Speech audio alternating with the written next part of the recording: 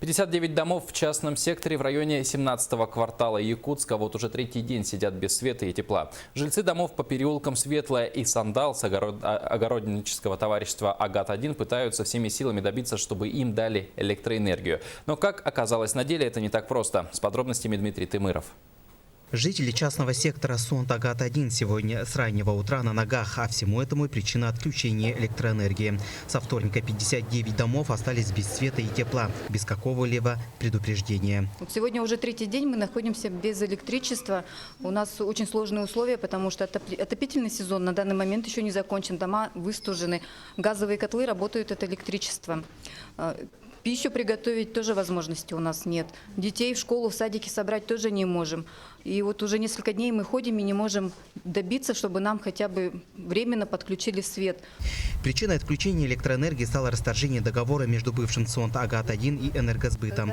Если раньше жители данного участка оплачивали за электроэнергию как Сонт, то в 2007 году он был расформирован, и они должны были перейти на единые индивидуальные расчеты. И с тех пор до сегодняшнего дня этот участок никак не могут подключить на баланс города. Мы написали заявление, во-первых, находится именно под контролем мэра, сказал он, Михаил Михайлович Оконешников, это заместитель, помощник заместителя мэра, да, и он обещал нам помочь. Да? Он говорит, что сейчас решается вопрос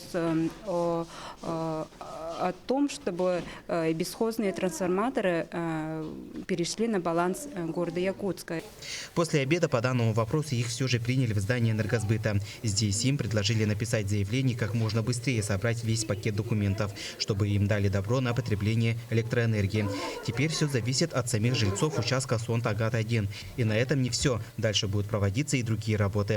Как сообщили в отделении Энергосбыта, все эти работы пройдут в кратчайшие сроки.